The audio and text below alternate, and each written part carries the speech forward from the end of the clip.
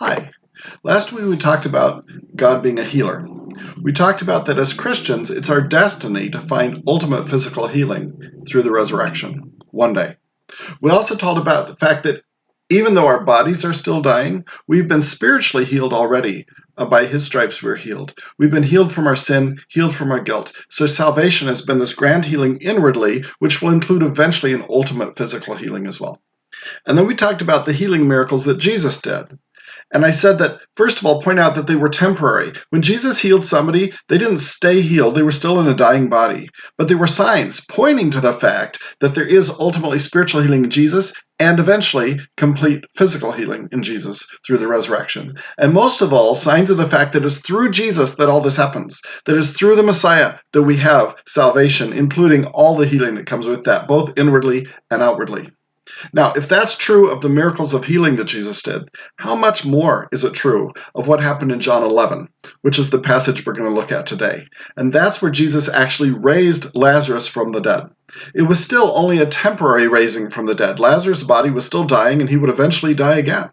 But Jesus did it as a sign of the ultimate physical healing in the resurrection. He did it as a sign of the spiritual life we find when we're saved. And he did it most of all as a sign that all that is only ours in Jesus and through Jesus.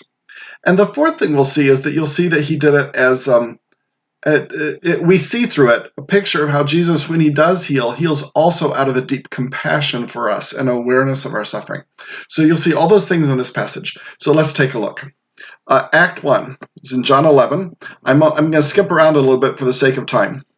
It starts by saying, now a certain man was sick, Lazarus of Bethany. Lazarus was the brother of Mary and Martha.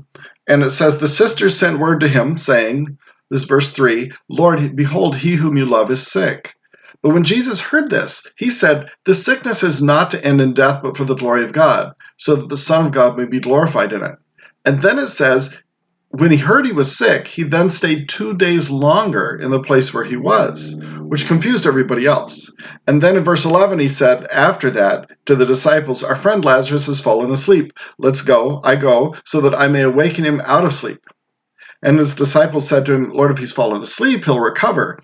And Jesus had spoken of his death, but they thought he was speaking of literal sleep. So Jesus said to them plainly, Lazarus is dead. I'm glad for your sakes that I was not there, so that you may believe. But let us go to him. So Act 1 is that they come and tell him Lazarus is dying, and he waits where he is so that Lazarus will die, so that when he goes, he can not only heal him, but bring him back from the dead, because that will show the glory of God even more. So Jesus, from the very beginning, knew what was going to happen. He knew that Lazarus would die. He knew that he would raise him, and he knew that it would be a great sign of who he was. All right, that's Act 1. Act 2. When Jesus came, verse 17, when Jesus came, he found that he'd already been in the tomb 4 days. And we have now a little interaction between he and Martha. Start in verse 20. Martha, therefore, when she heard that Jesus was coming, went to meet him, but Mary stayed at the house. And Jesus has a conversation with Martha. And I want to show you what he was doing and why he was having that conversation. Martha said to Jesus, Lord, if you had been here, my brother would not have died. The first thing she does before she can even stop herself, she just pours out her heartache. Lord, if you'd been here, Lazarus wouldn't have died. I know you can heal, and yet you didn't. Why didn't you come? And she doesn't ask that, but she's thinking that. And she says, even now I know that whatever you ask of God, God will give you. Now, does that mean she's hoping he'll raise him from the dead? I don't think so. I don't think she has the faith for that. She's simply saying, even though you didn't answer my request, even though you didn't come and heal him, I still believe you're capable of healing. I still do trust your ability to heal. So she's trying to believe in him even though he hasn't answered to her. It's like us when we're trying to believe God answers prayer even though he hasn't answered the prayer we wanted him to answer. I still know that you can do things. And Jesus says to her, your brother will rise again. Now, Jesus knows that actually means in like a few hours he'll rise again. But Martha, that is, takes it as you'd expect her to take it, as being the final resurrection. Martha said to him, I know that he will rise again in the resurrection on the last day. And she wasn't wrong. She wasn't missing his meaning. He did want to remind her of that. He was trying to tell her, remember that even if he's dead now, he will eventually rise again. Death is not the end. Death is not the final say. Believe not just because I could have done this, but believe because it's not ultimate. He's trying to encourage her that even if I don't raise Lazarus from the dead right now, that he still has resurrection coming. And she said to him, I believe that he will rise again in the resurrection on the last day. And Jesus said to her, now he says something very important. He says, I am the resurrection and the life. In other words, the reason he will rise on the last day is because of who I am. I standing in front of you, why can I heal people? Not just because I can heal them, but because I am the very resurrection and the life they will eventually be able to have when they rise from the dead. I am that healing from the last day, the resurrection from the last day. That's me.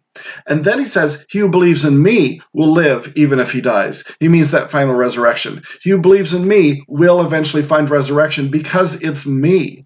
And everyone who lives and believes in me will never die. There he's pointing to the spiritual salvation. So he's pointing her to those two things we talked about. Because I'm the resurrection, he says, people will be resurrected one day. Because I'm the resurrection, people can have spiritual life now. Do you believe this?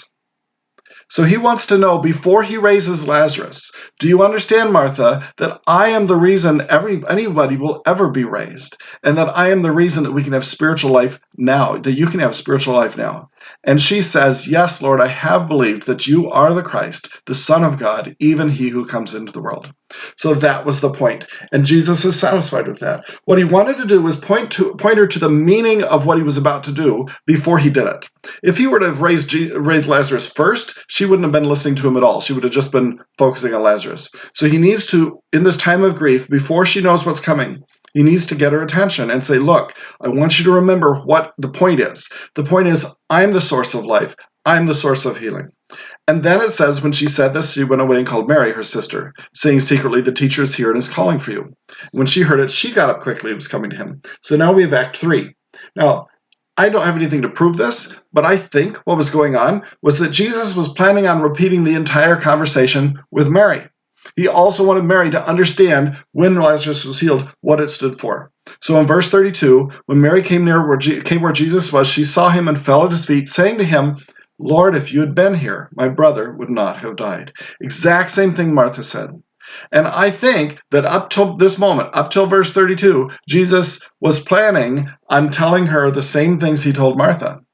But something happens, and you can sense it in the narrative, in the story. This is a drama going on, and right here is where the big shift happens in the drama, because something happens to Jesus that as a human, he was not expecting. He was completely in line with the will of God, but as a human, he was not exercising his omnipotence or omniscience to know what was going to happen next. He knew he was going to raise Lazarus from the dead, but he didn't know everything about how it was going to work. And what happens is, all of a sudden, Jesus himself is overwhelmed with emotion. Look, when Jesus therefore, it says, my brother would not have died. When Jesus therefore saw her weeping, and the Jews who came with her also weeping, he was deeply moved in spirit and was troubled. He didn't expect this. He was agitated, stirred up, burdened extremely. And it says deeply moved in spirit. This isn't just an emotional wave. This is something that's spiritually born, spiritually happening. It's something that the Holy Spirit in him is creating in his spirit. And then it says, he said, where have you laid him? He's like, forget the doctrine. I'm going to heal him now. Where have you laid him? And they said to him, Lord, come and see. And Jesus wept. Now, when he's weeping, this comes out of this being deeply moved in spirit. He already knew he was going to be raised. That's not what's going on here. What's going on here is he's been overwhelmed all of a sudden with a sense of grief and compassion. And the Jews were saying, see how he loved him. But look again in verse 38, Jesus, again being deeply moved within, came to the tomb. John is trying to make it really clear to us that something momentous has happened on the inside of Jesus here. As he's open to the Father to work through him, he's going along his plan, everything's going along, and then the Holy Spirit suddenly moves on him and gives him this intense burden for Mary, for the people around her, and for Lazarus. So we come to Act 4, where he raises him. It was a cave, a stone was lying against it. Jesus said, remove the stone. Martha said, Lord, there'll be a stench. And Jesus said to her, didn't I say if you believe you'll see the glory of God? So they remove the stone. And Jesus prays, and notice what he prays. Father, I thank you that you have heard me. I knew that you always hear me. But because of the people standing around, I said it, so that they may believe that you sent me. I don't even need to pray out loud. I already know I can call Lazarus to come forth because I've been right in tune with you. I knew what you were planning on doing. I know what you're going to do. But I want to pray in a way that other people can see what this means. That it means that you listen to me, and that through me, but also through you, through your power, this is happening. And that believe that you sent me. When he said these things, he cried out with a loud voice, Lazarus, come forth. And Lazarus came forth, and many of the Jews believed. So I want to ask you, where are you in the story? Are you Martha? That is, there's a prayer that God has said no to, and it's broken your heart, but you're trying your hardest to still believe that he answers prayer.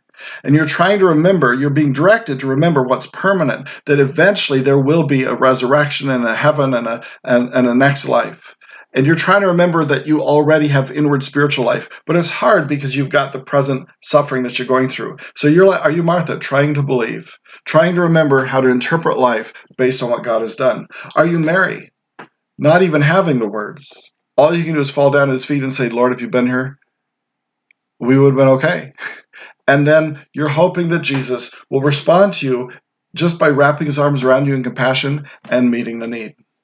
Or maybe you identify yourself with Jesus a little bit here. He is our example, after all. Are you more like Jesus in the first half, who saw the plan of God, saw how God was setting people up to be shown his glory, but you're seeing that people don't yet understand, they're not yet ready to interpret his work in the way that they ought to. So you want to help point people to Jesus, to help point people to salvation, to help point people to the real meaning of all that God does in their lives. Or are you like Jesus in the second half? You have your plan. You think it came from God. It probably did. You've been praying, but you're open to the Holy Spirit, and all of a sudden God is beginning to give you a burden, beginning to give you a compassion, beginning to give you a holy confidence and faith for somebody or something that you've been praying for. And you sense that the time has come to stop just going by the plan and start just pouring your heart out to God and asking him to do what he's going to do.